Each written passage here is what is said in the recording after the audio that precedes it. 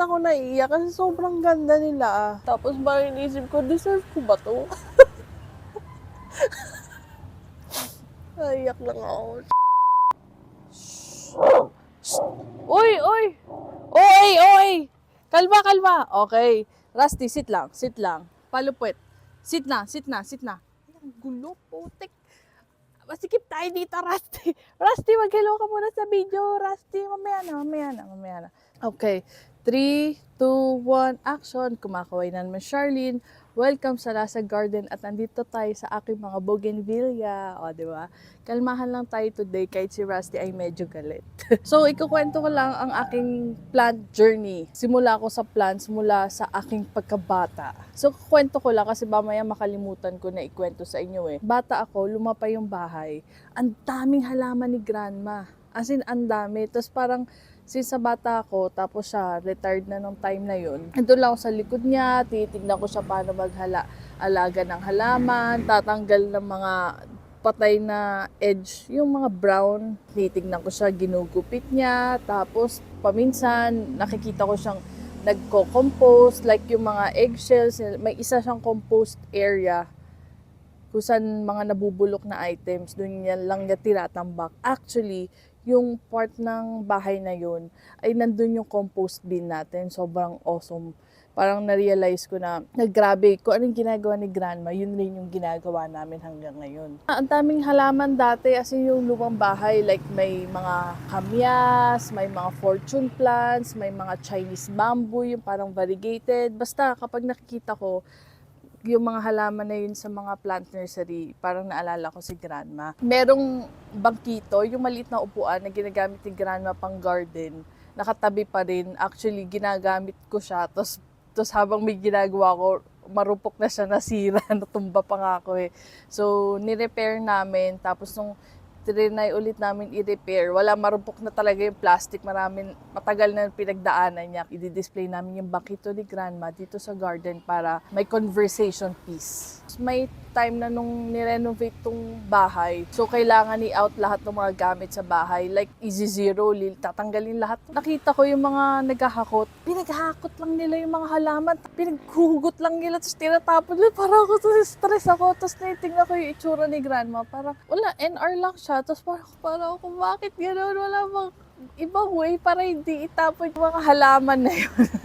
Tapos nung nagawa yung bahay, parang hindi na ulit na balik yung garden, kung ano yung garden ni grandma dati, hindi na nabalik ulit yun. So parang after nun, parang may kulang sa bahay. Parang natanong sa sarili ko ng bata, grandma, hindi ba kayo mag-garden ulit? Parang ganun. Kasi na-enjoy ko nga siya nakikitang nag-aalaga nung garden. So itong garden area na to dito sa terrace, as in empty to, ang tagal naging empty to. Tumira na si Luis dito nung nag-asawa kami. Si Luis nagtatanim na dito sa terrace. So lahat kami sa bahay parang di-disturb kasi parang naku-culture shock na parang, uy, si Luis nagtatanim, parang ang last nga nagtatanim dito, si grandma. Uy, si Luis nandun sa terrace, nagtatanim, ganyan. As in, men, kapag may bisita ko, kunwari sila Ryan, si Danica, makikita nila si Luis ng gabi sa terrace na may flashlight dito, tapos titignan lang yung mga halaman.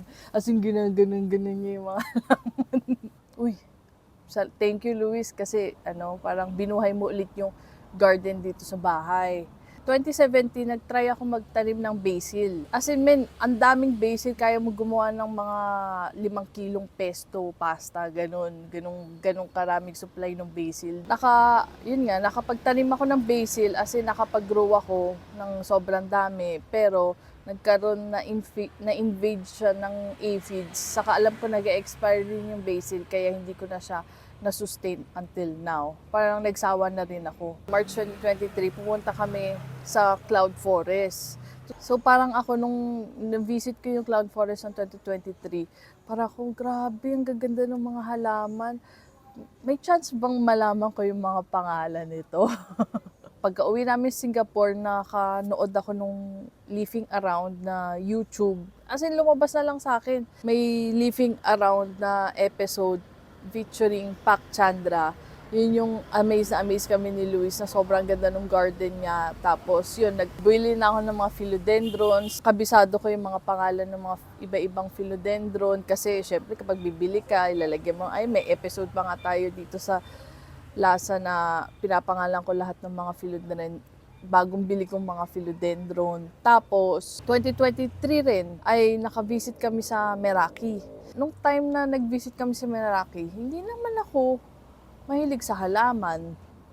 Pero bakit ang good vibes dito sa Meraki? Nakikita ko yung mga bougainvillea nila. Parang ang saya ng feeling. Naantok pa nga ako pagdating nun eh.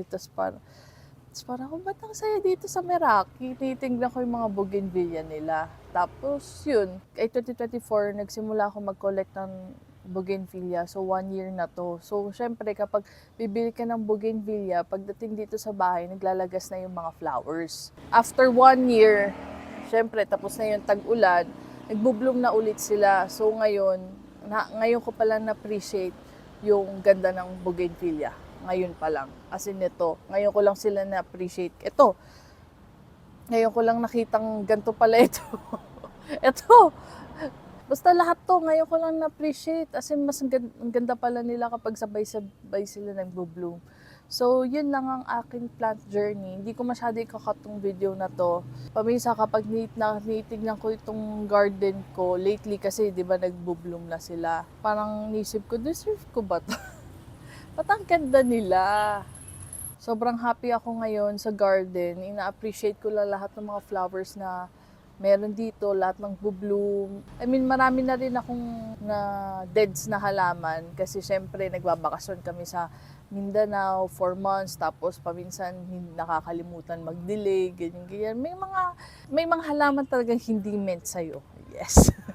Actually, marami rin ako namatay na bougainvillea kasi yung mga tag-ulan, sobrang sensitive nila sa tag-ulan, mga philodendron, marami rin ako namatay yung philodendron. Yung mga natira, yun, para sa akin yun. Yeah.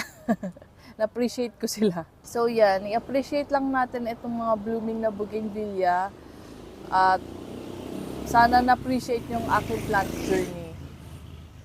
Nagpapasalamat ako kay Grandma, saka si Grandpa.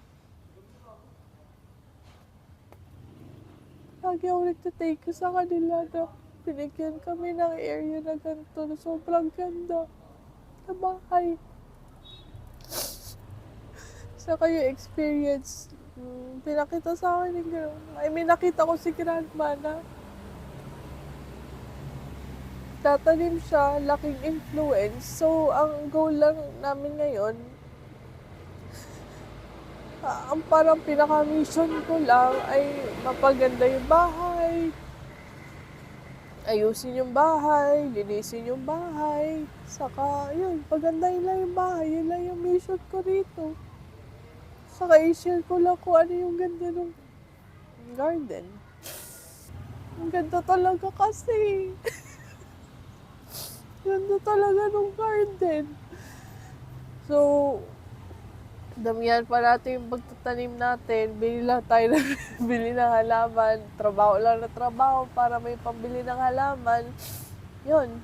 Thank you sa panonood. Bye-bye.